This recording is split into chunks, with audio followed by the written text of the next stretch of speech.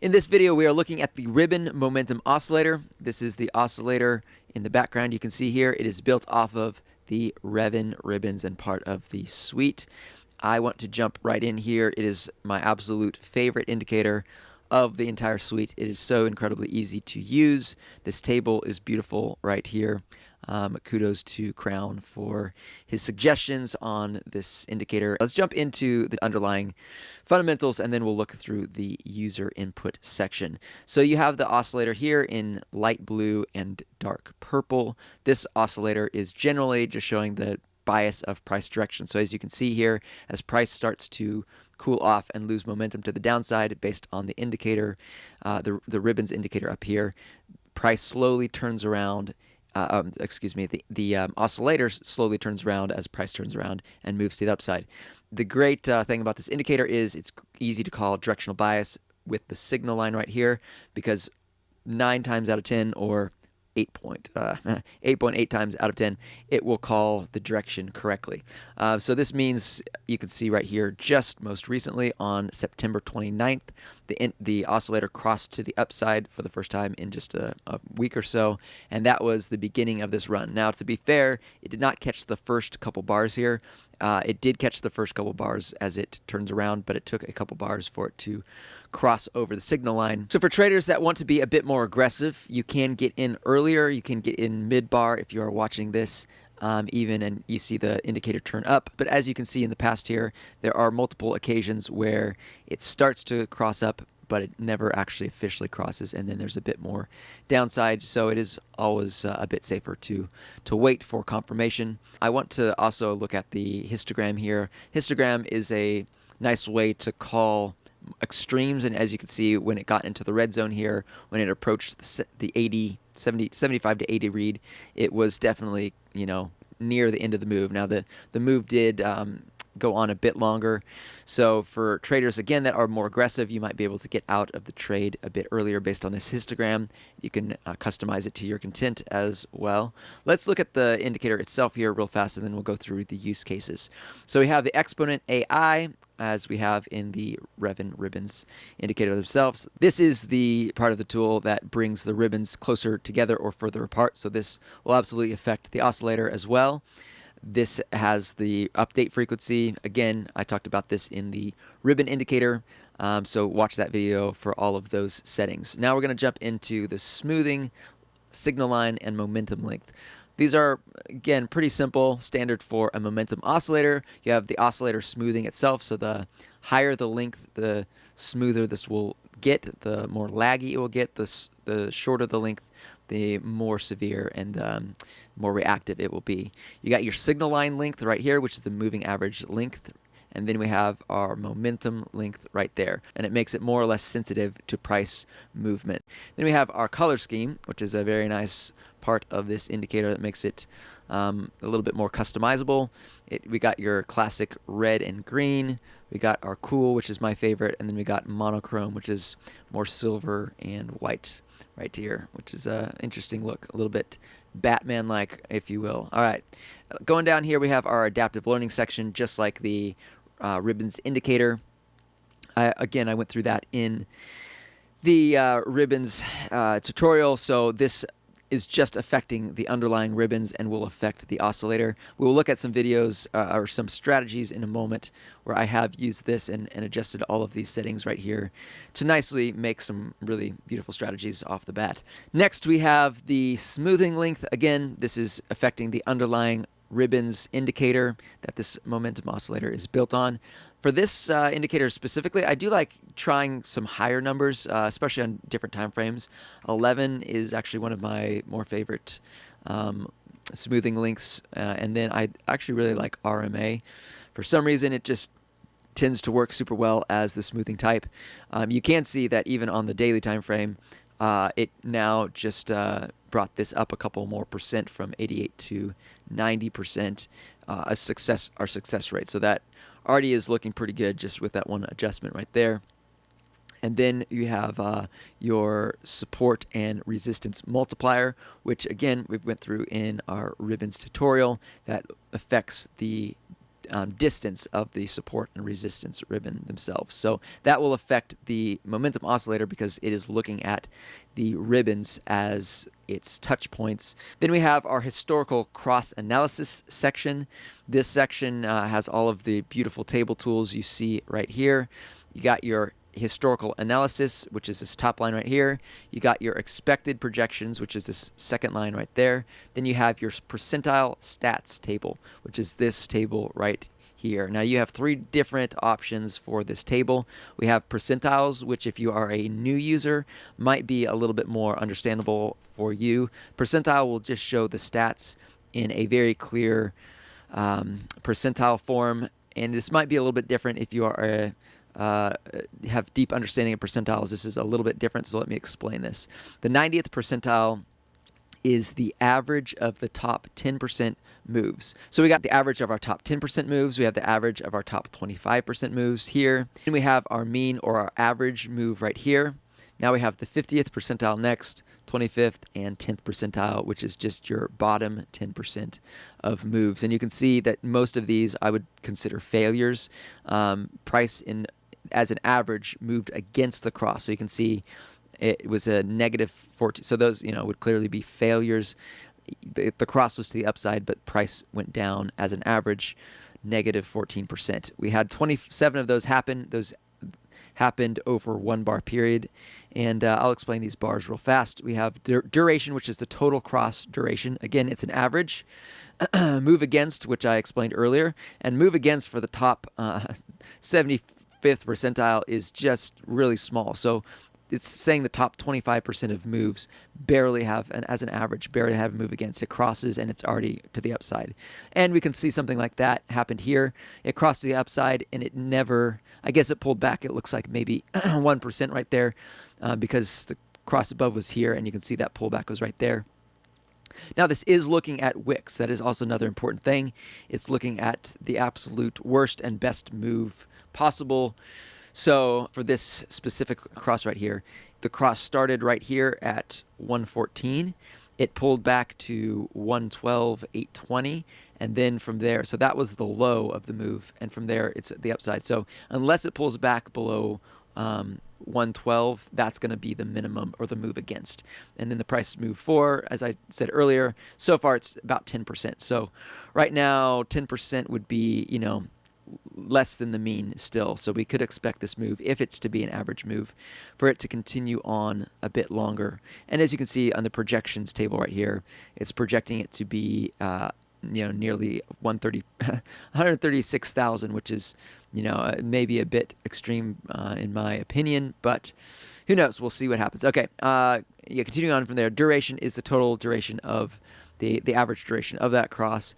Peak bar is when this peak price was generally hit. So for looking at the average here, 20% was in general hit around 6 bars. So this move probably has already crossed or already been more than 6 bars. Let me measure it right here real fast. We had 7 bars. However, you can't see that the peak bar was on the 6th bar. So as true to statistics, the 6th bar did actually catch the current high. Now, who knows? Price may very well continue to the upside before we get a down cross. But if we do see a down cross in the next day or two, I do expect the move to end from there and take some time to consolidate. And then I think I explained the count is how many iterations of this happen. So there's 28 iterations in the top 10 percentile. There's 70 in the top 25, and so on from there. Okay, let's look at the other tables. So the standard deviation, it's very clear to see that the cross is to the upside, but in case you didn't know, this box is saying the cross is to the upside. We have our success rate, which is a really nice stat right there, just how many crosses were successful. Now this means that 90% of the time when it crossed to the upside, price also moved to the upside. Now price could still move against the indicator, like for example here, the very first bar moved against it. However, it was still a successful move because price went on to move to the upside from there. Then you have your total number of crosses. So for this indicator on this time frame, we have the history of 307 crosses. Down at the bottom, we have your failure rate, which is just going to be what's left from the success rate. Then you have your mean your general duration of that mean, your general price move of that mean. You have your low and high duration. Now what that means is the low of the mean move happened on the second bar. The high of the mean move happened on the sixth bar. So again, we just saw that happen earlier here. So we saw, yeah, on the sixth bar right here was really, really close to the high. The high of that bar was 125. The high of the next bar was like 126. So this is super, super useful to use. You have your standard deviation, then you have your 68th percentile standard deviation and your 95th percentile standard deviation. And again, you have your price move against and your price move in the direction. So just because, again, it's crossed to the upside, it does not mean that price is just magically going to move only to the upside. So to be very transparent, you can see that in these moves, there is quite a swing. Then you have your general range. Obviously, 1 bar is the minimum range, but then it can go up to 17 bar, and 1 to 24 bar is on the 95th percentile. So those are the really strong moves. They last an extremely long amount of time. And that's probably some of those are coming from earlier times in Bitcoin price action. Okay, so now we're going to look at the very last table briefly. Go on from there. Individual crosses table. This takes up a lot of space, but this is the low and the high and the bar count for low and high of each move. So just in case you want to do the research for yourself, it's all right here in front of you. I will say that, first of all, the current move is not on there. So move 1 is the last move before the current move. So you can see this move right here on chart. It's labeled 0. That's move 0. So when you were looking at 1, we're looking at negative 2.2 to the high of 5.5. So we can just do the research right here. And the move to the downside was just about 2.2. And then our move to the upside from there, let's see, the best was about 5.2-ish, and is that what I think? That's pretty much what it said. 5.5. So I must have not had that quite at the right place, but yeah. So that's the the number 1 move, or the most recent move. Then so on and so forth from there. So our failures are here in red, where price clearly did not move to the upside, and sometimes didn't move at all. So NA just means that it crossed and then crossed back immediately, with price action moving almost indistinguishably. Then we have the failures right there, which was a -4 move, so that was a losing move, and it did not move to the upside. There's only a couple other. This was a pretty big failure right here. It moved 8% to the downside and only 0.2% to the upside. Other than that, we have the really bright green, which are the massive winners, the outsized winners. You got 23% there. You got 17%. Recently, you got 2 5% moves. So these are not insignificant. In general, this indicator is calling out some really great moves. And again, you have your bar count low and high. So your low was on bar 1, which was the first bar. Your high was bar 15. So this was a pretty extended move, lasted 15 bars, and the high was at that. So that is all the data for the individual trade. It's also important to note I couldn't fit there's 370 crosses. This is only the top, or the most recent 100 trades. So if you want that table to show more trades, just hit bar replay and go back further in time. Then we got our table size. You can change that to any size you want for all these tables. We have our histogram display. This goes between fixed and oscillating. So let me go ahead and show you what that looks like. Oscillating is super useful for if you are going to be using this, especially maybe in the crown skeleton key, and you want to have your crosses down, also have a downside histogram.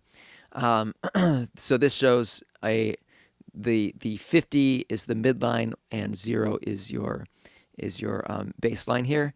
And then as price crosses to the downside, it gets more and more extreme. And you can see here, this did call that extreme quite well. So if you were taking this trade, the low of the trade was quite a bit earlier than the cross. So if you would have waited for it to turn red, you would have gotten a pretty killer exit point right there. Whereas then price, eventually bounced up another at least 5%, it looks like at least 5% there to the upside before it exited. So can be very useful if you are, hand trading. And again, really learn the indicator, because just taking it at face value. You have to understand how these work, because there absolutely will be times when it turns red and the price continues to move. For example, here's a great one. It turned pretty close to red right there, and price just continued to go to the upside for a little further. Now, is that a better exit point or about the same? It looks like it was about the same exit point, but just to be clear about that. All right, so we have the oscillator that or the selector there that either goes fixed scale or oscillating. I'm going to go back to fixed scale. Now we have our weight. So this is only for the histogram here and this table. So the weight is basically what we are looking at for the extremes in the histogram. So currently I'm looking at, and the weight of those, I'm looking at the time passed, so these are amount of bars. I'm looking for the price move, which is how extreme the price move is. We have the separation width, which is how separated or how far apart the oscillator gets from the signal line. And as you can see on the most extreme moves, the signal line or the oscillator is quite extended above or below the signal line itself. So this can be a great way to call tops. And then we have our oscillator level itself, which is, on this scale of 0 to 100, where this oscillator is.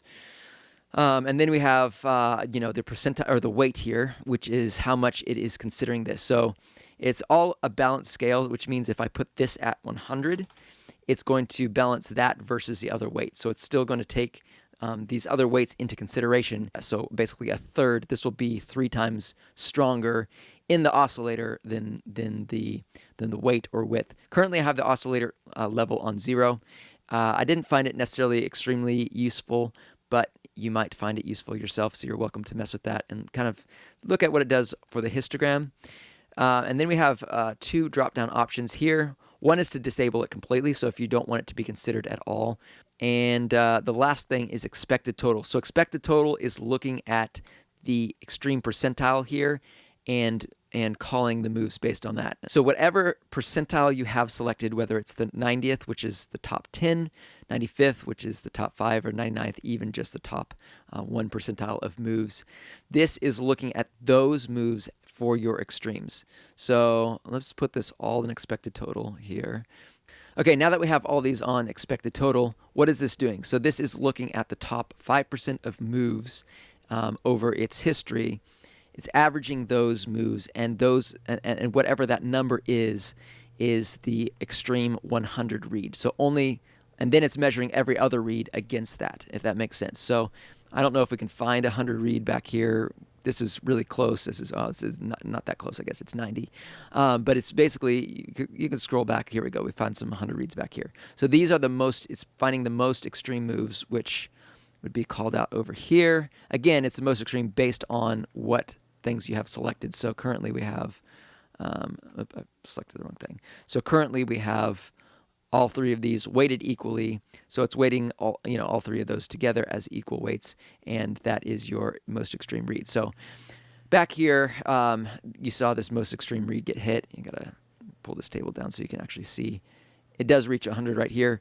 So everything else is measured against this move and the 5 other moves, or the top 5% of moves.